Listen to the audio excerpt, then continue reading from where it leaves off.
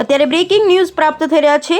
થરાદના ખેંગારપુરા ગામ નજીક રેતી ભરેલું ટ્રક પલટી મારતા 4 લોકોના કમકમાટી ભર્યા મોત। જેમાં રસ્તાની બાજુમાં નાળાની કામગીરી ચાલતી હતી।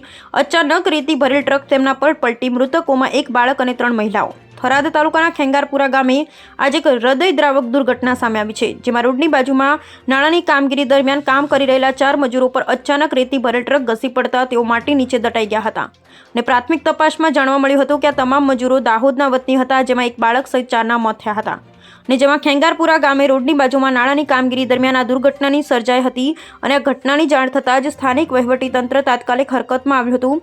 ને ઘટના સ્થળે 108 એમ્બ્યુલન્સ સાથે થરાદ પોલીસ પણ પહોંચી આવી હતી। અને જેમાં માટી નીચે દટાયેલા મજૂરોને બચાવવા માટે જેસીબી મશીન દ્વારા યુદ્ધના ધોરણે રેસ્ક્યુ ઓપરેશન શરૂ કરવામાં આવ્યું હતું।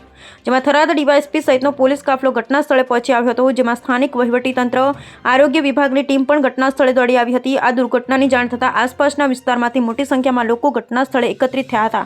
સ્થાનિક તંત્ર દ્વારા મજૂરોને શક્ય તેટલી ઝડપથી બચાવવા માટે તમામ પ્રયાસો કરવામાં આવી રહ્યા છે। અને જેમાં ટ્રક બેદરકારીપૂર્વક કાઢવા જતા હાઈવા પલટી મારી ગયું હતું। અને જેમાં નાયબ પોલીસ અધિક્ષક શ્રી SM બારોતરિયાએ જણાવ્યું હતું કે આજરોજ 4:30 વાગ્યાની આસપાસ ખેંગારપુરા ગામ પાસે રોડનું કામ ચાલુ હતું, ત્યારે લોકો રોડની દિવાલ બનાવવા માટે માટી કાઢવાનું કામ કરી રહ્યા હતા। અને ત્યાંથી રેતી ભરેલું હાઈવા નીકળેલ ત્યાં વળાંક પર ટ્રકવાળાએ ધ્યાન આપેલું નહીં અને ત્યાંથી નીકળવા જેટલી જગ્યા ન હતી છતાં તેમણે ત્યાંથી ટ્રક બેદરકારીપૂર્વક કાઢવા જતા હાઈવા પલટી મારી ગયું।